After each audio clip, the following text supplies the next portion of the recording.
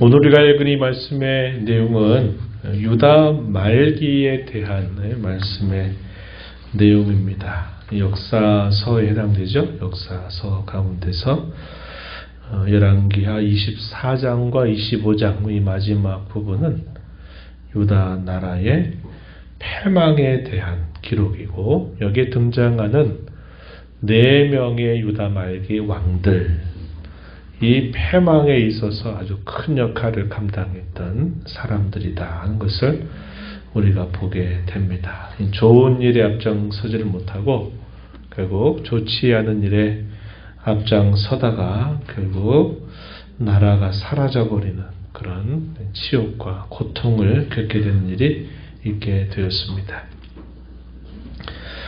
성경을 읽다 보면 우리가 좀 기억을 하면 좋은 그 시기 때가 몇 가지 있어요.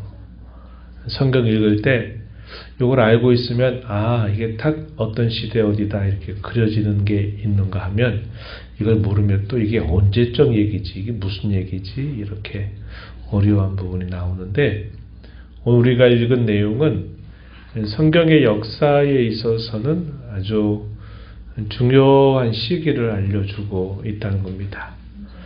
이스라엘 자손들은 우리나라 사람들과 매우 비슷하죠. 역사적으로 외세 수많은 침략들을 받았어요. 우리나라도 마찬가지입니다. 참 침략의 역사가 참 많은 나라였어요. 그런데도 시간이 흘렀지만 이 나라가 여전히 건재하다는 겁니다. 지금까지도 건재하죠. 왜 그럴까요?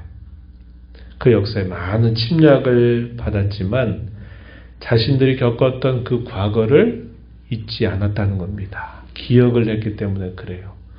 우리나라도 다른 나라를 침략해서 막 이렇게 잔혹한 일을 행하는 것보다는 사실 침략을 많이 받았던 역사를 가지고 있지만, 그 많은 침략 속에서도 많은 위기를 겪었지만 또 이렇게 극복해서 오늘날 이렇게 좋은 나라, 또 세계가 주목하는 나라가 될 수 있었던 것도 과거에 있었던 여러 일들을 잊지 않았다 하는 데서 우리가 찾아볼 수 있어요.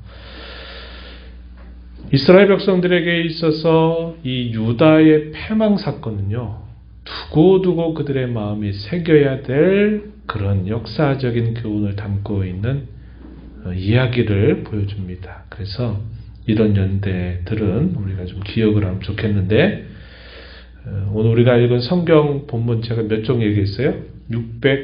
605쪽 얘기했죠. 605년, 주전 605년 유다 나라가 3번에 걸친 바벨론의 침략을 받게 되는데, 첫 번째 침략을 받았던 해가 605년입니다. 그때 우리가 잘 아는 유명한 사람들이 외국 나라로 끌려가는 일이 생깁니다. 우리가 잘 아는 인물 다니엘, 또 그의 친구들이 이방 나라의 포로로 어린 시절에 끌려가는 일이 있었다는 겁니다. 그래서 그런 역사적인 아픔이 있었던 첫 번째 시기가 605년. 그리고 그때로부터 약 한 7, 8년 정도가 지나고 난 다음에 또 한 번의 큰 일을 겪게 됩니다. 두 번째 포로로 끌려가는 때예요. 597년입니다. 이때가 두 번째로 포로로 끌려가게 됩니다. 이때 누가 끌려가는가? 에스겔 선지자, 우리가 잘 아는 에스겔 선지자가 이때 끌려가는 일이 있게 되었다 하는 것이고요. 그리고 이제 마지막 포로로 끌려가는 데가 포로로 끌려가지만 나라가 패망을 당하면서 결국은 열국으로 흩어져 버리는 일이 있게 되는 때가 586년 혹은 7년 이렇게 말합니다. 586 세대 이렇게 말하는데, 586년경에 나라가 패망을 당하면서 열국으로 끌려가게 되는 일이 있게 되면서 유다 나라가 결국은 역사 속에서 사라져 버리는 일이 있게 됩니다. 물론 그것이 영원한 것은 아니었어요. 다시 그들이 돌아오게 되는 일들이 또 훗날에 이렇게 되지만, 그러나 이 시점으로 봤을 때는 그렇게 되었다 하는 겁니다. 그래서 제가 그 내용들을 사실 24장과 25장 그리고 역대하에 있는 이 말씀들을 쭉 종합적으로 보게 되면 이러한 내용들을 우리가 정리해 볼 수 있는 것을 여러분이 받으신 그 내용에 표시를 해봤습니다. 유다 말기에 등장하는 왕들 보면은 누가 등장하느냐? 이 4명의 왕이 등장합니다. 그런데 이 4명의 왕이 등장하기 전에 유다의 선한 왕, 요시야라고 하는 왕이 다스려요. 상당히 오랜 기간을 다스리면서 종교개혁을 단행하는 큰 일들을 그가 감당하게 됩니다. 그럼에도 불구하고 그 앞선 세대부터 계속 남겨두었던 그 죄와 악습들을 완전히 극복하기에는 너무나도 역부족이었던 겁니다. 그래서 이 요시야가 오랜 시간 다스리고 난 다음에 그가 떠나가고 나니까 그의 자식들이 또 나라를 완전히 소위 말아먹는 그런 일이 있게 된 겁니다. 그 사람들이 쭉 소개되고 있는 인물들이에요. 첫 번째 이 요시야의 아들이었던 여호아하스가 왕위를 이어받게 됐는데, 여호아하스가 왕위를 이어받은 지 불과 3개월 만에 그가 다시 그 왕의 자리로부터 벗어나게 됩니다. 그리고 그 자리에 누가 서게 되냐면 여호야김입니다. 아마 이복 형제 정도 아마 되리라 생각됐는데 여호야김이 세워져요. 누가 이 일을 주도하느냐? 애굽의 바로였던 느고라고 하는 인물이 주도적으로 3개월 만에 여호아하스를 폐위시키고 누구를 세우냐면 여호야김을 왕으로 세우게 돼요. 이때 첫 번째 포로를 맞게 되는 일이 따라옵니다. 11년을 다스려요. 그러고 난 다음에 여호야김의 아들이었던 여호야긴이 왕이 되는데 또 3개월이에요.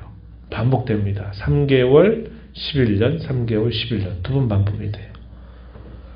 여호야긴이 왕이 된 지 3개월 만에 또 그는 왕의 자리에서 물러나서 바벨론으로 함께 끌려가게 되는 일이 있게 됩니다.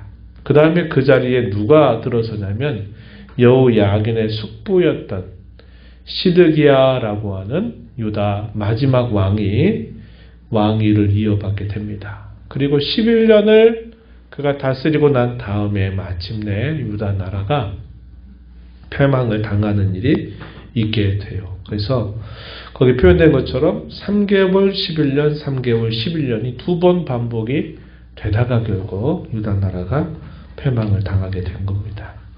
1차 포로는 605년이었어요. 이때가 중요한 역사 사건이 있었던 때입니다. 물론 1차 포로가 된 때로 기억이 되기도 하지만 왜 그렇게 포로로 되게 되었냐면 갈그미스르 전투, 바벨론과 애굽과의 전투가 벌어집니다. 갈그미스라고 하는 곳에 전투가 벌어지는데 그 전투에서 애굽이 패배를 당하게 되면서 퇴각을 하게 된 겁니다. 그러면서 유다 나라가 누구를 섬기냐면 바벨론을 섬기다가 3년이 지나고 난 다음 이 바벨론이 애굽과의 계속되는 그런 전쟁 속에서 바벨론이 주춤하고 있는 사이에 이 바벨론을 배반을 하게 돼요. 누가 배반하느냐? 바로 이 여호야김이 배반을 하게 된 겁니다. 그리고 나서 이제 조금 시간이 흐르고 이 여호야김이 죽고 난 다음에 여호야긴이 유다의 왕이 됩니다. 왕이 되는데 왕이 된 지 3개월 만에 바벨론이 또다시 침공을 한 겁니다. 왜 그랬을까요? 그의 아버지였던 여호야김이 자기들의 힘이 조금 이렇게 붙인다 생각했을 때 또 배반을 한 상태로 있었단 말이죠. 그래서 여호야긴이 왕이 되자마자 이제 바벨론 나라가 다시 침공을 합니다. 그때는 느부갓네살 왕이 직접 오질 못하고 그의 신복들이 옵니다. 근데 오늘 우리가 읽은 말씀에 보니까 어떻게 소개가 되냐면 2절 말씀에 보면은 갈대아의 부대와 아람의 부대와 모압의 부대와 암몬 자손의 부대를 여호와의 기름으로 보냈다. 유다를 처음 멸하려고 하였다. 이렇게 표현했습니다. 당시에 느부갓네살 왕이 함께 이 바벨론의 군사들을 데리고 두 번째 침공을 하지 못해요. 그때는 여전히 다른 나라와 전쟁을 벌이고 있는 상황이어서 그 당시에 바벨론 나라의 복속, 어려운 말인데 복속을 하고 있는 여러 나라들, 여기 소개하고 있는 여러 나라들의 군사들을 대신 보내서 이 유다 나라를 침공하게 한 겁니다. 이게 두 번째 침공이에요. 그 연대가 597년이었다 하는 것입니다. 그리고 나서 이 여호야긴을 폐위시키고 누구를 세우냐면 그의 숙부였던 시드기야를 억지로 왕이 되게 한 겁니다. 이 시드기야가 11년을 통치하게 돼요. 그런데 이 시드기야도 그가 통치 11년 중에 제9년이 되던 해에 바벨론 나라를 또 배반하게 됩니다. 그러자 그때에는 느부갓네살이 직접 이 바벨론의 군사들을 데리고 이 유다 나라를 또 다시 침공하는데 이때 침공이 결정적인 침공이 됩니다. 어떻게 하느냐? 유다를 완전히 포위해버려요. 포위해버려서 1년 반이라고 하는 시간 동안 완전히 포위 공격을 하게 되면서 마침내 유다 나라가 패망을 당하게 된 겁니다.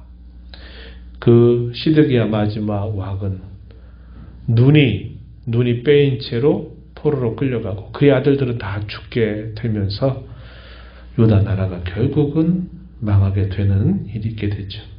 성전의 모든 좋은 기물들은 다 바벨론으로 옮겨가게 되고 성전은 완전히 붕괴해버리는, 바벨론 군사들이 성전을 완전히 무너뜨리는 그런 치욕적인 일이 있게 된 것이 바로 이 세 번째 침공이었다는 겁니다. 그래서 588년 내지는 7년 정도로부터 1년 반 동안을 버티다가 결국은 패망을 당하게 되면서 유다의 나라가 결국은 사라지게 되었다는 것을 성경이 보여주고 있습니다.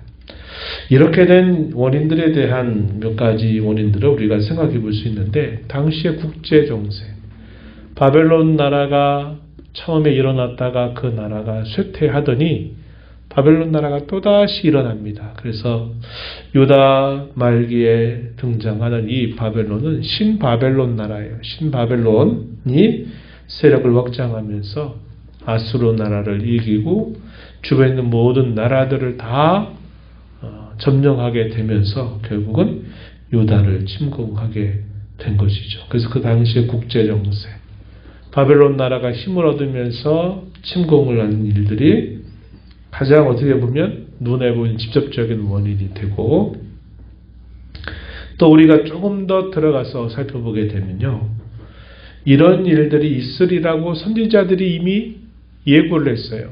선지자들이 당시 유다 왕들에게 뭐라고 말하냐면 바벨론에 순복하면 된다.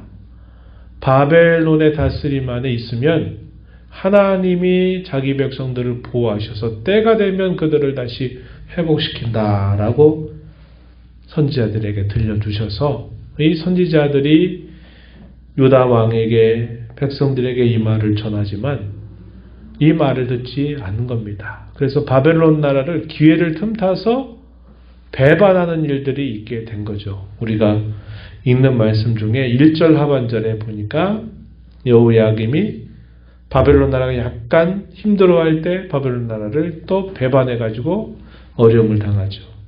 그리고 마지막 왕이었던 시드기야도 바벨론 섬기는 듯 하다가 주춤하는 사이 바벨론은 또 배신하는 겁니다. 배신하게 된 이유가 뭘까요? 다른 나라를 또 바라보는 거예요. 하나님을 바라보고 의지한 게 아니라 주변의 다른 나라들을 또 바라보고 하다가 결국은 더 큰 고통을 당하게 되었다는 것을 보여줍니다. 또 하나 성경이 주목하고 있는 이 왕들의 공통적인 죄가 뭐냐 하는 것인데 그게 두 가지입니다. 하나는 선대로부터 계속적으로 이어져 온 우상 숭배입니다. 이 일에 있어서 가장 결정적인 역할을 누가 했느냐? 히스기야의 아들이었던 므낫세가 이 우상 숭배를 아주 노골적으로 유다 나라에 들여오면서 하나님의 진노를 사게 한 겁니다. 그리고 그 이후로부터 계속 그런 것들이 끊어지질 않는 거예요. 우상 숭배. 그 다음에 또 하나가 결국 도덕적인 윤리적인 부패와 타락이라는 겁니다. 폐악이라고 하는 거죠. 그런 것들을 통해서 결국 하나님의 공의, 하나님의 의로우심을 훼손시키는 그런 불의와 폐악을 일삼다가 결국은 이 나라가 패망을 하게 되었다. 이렇게 여러 가지 원인들을 설명해 주고 있다는 겁니다. 우리가 이런 것들을 보면서 이런 교훈들을 좀 여러분에게 나누고 싶은 거죠. 아까도 초대 말씀을 드렸지만 과거에 많은 아픔과 고통을 겪고 나면서도 우리 대한민국이라든지 또 이스라엘의 역사는 그 많은 침략을 받았음에도 불구하고 지금까지 건재하게 됐던 것이 뭐냐. 그들이 겪었던 그 과거를 잊지 않는 겁니다. 그 교훈을 항상 마음에 새기는 거예요. 그것이 바로 역사의식을 갖는 그런 모습이다. 이렇게 우리가 말할 수 있는 부분입니다. 우리가 어떤 일들을 잘해서 성공해서 배우는 것보다 사실은 실패를 겪으면서 배우는 것이 훨씬 많습니다. 그런데 그 실패를 통해서 배우는 것들이 많지만 그럼에도 불구하고 그 실패의 교훈을 또 저버리게 되면 어떻게 될까요? 다시는 회복할 기회를 얻지 못하게 된다 하는 것을 우리가 보게 되는 겁니다. 우리 지나온 삶을 쭉 한번 생각해 보면 참 많은 실수와 허물들 이것들이 얼마나 많았는지 몰라요. 그런데 우리가 그런 실수와 허물에도 불구하고 하나님께서 우리와 함께 하셔서 베풀어 주시는 그분의 구원, 또 우리에게 베푸신 그분의 은혜로 인하여 오늘 우리는 여기까지 하나님의 은혜와 그분의 구원의 손길로 여기까지 살아온 것입니다. 그러한 성도 된 저와 여러분이 우리가 늘 지나온 삶 속에서 겪었던 여러 실패의 어려움들, 실패의 교훈들을 우리가 늘 되새기면서 살아가는 것, 그게 참 중요하다 하는 것을 잘 기억해야 되겠다 하는 겁니다. 실패의 교훈을 새기지 않으면 똑같은 일을 또다시 경험하는데 그 정도가 더 커진다는 것을 우리는 꼭 기억해야 한다는 겁니다. 그래서 우리 신앙은 역사의식을 갖는 신앙이 되어야 한다는 거예요. 똑같은 일을 또다시 반복하고 또다시 반복하는 일들이 아니라 과거의 실패를 통해서 그 실패의 교훈을 디딤돌로 삼아서 우리가 그 일을 반복하지 않도록 살아가는 일이 대단히 중요하다는 겁니다. 성경은 이러한 교훈과 관련하여서 우리에게 분명히 말하죠. 요한 1서로 가게 되면 그런 말씀을 하잖아요. 하나님께로부터 난 자마다 죄를 짓지 않는다. 왜냐? 그의 속에 하나님의 씨가 그의 속에 있기 때문이다. 라고 이야기합니다. 하나님께로서 난 자마다 범죄하지 않는다고 사도 요한은 말합니다. 이 말씀을 문자대로 우리가 받으면 대단히 심각한 그런 말씀으로 우리가 여기게 되는데, 이 말씀의 뜻이 뭐냐면, 죄를 똑같이 계속 습관적으로 똑같이 그 죄를 반복해서 짓는 그런 죄를 성도는 지을 수 없다. 하나님께로부터 난 사람들은 그런 죄를 범할 수 없다. 범해서는 안 된다라고 우리에게 가르쳐 주는 겁니다. 역사 속에서 반복되었던 그 실패의 교훈들을 되새기지 못하고 똑같은 실수를 계속 반복하는 것은 우리에게 대단히 조심하고 경계해야 될 부분들이 되는 것입니다.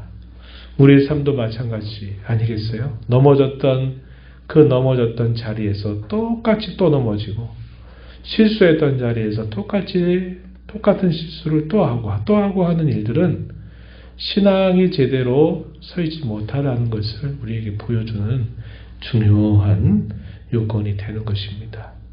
그래서 비록 우리가 지금까지 살아온 삶 속에 많은 실수와 허물을 보였다 하더라도 우리 남은 삶이 그것을 하나의 교훈으로 잘 새겨서 똑같은 실수, 똑같은 넘어짐, 똑같은 패배, 똑같은 시험, 이런 일들을 반복하지 않도록 늘 주의하며 사는 자세가 필요하다 하는 것이고, 유다 나라가 패망했다고 해서 그 패배가 패망이고 하나님이 패배했다는 것은 결코 아닙니다.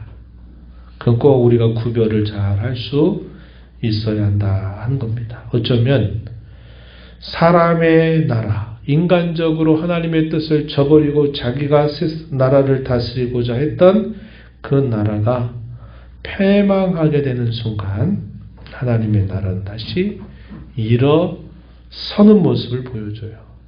유다 나라가 패망했다 그래서 하나님이 그 백성들에 대하여 온전히 버리셨느냐? 그건 아니거든요.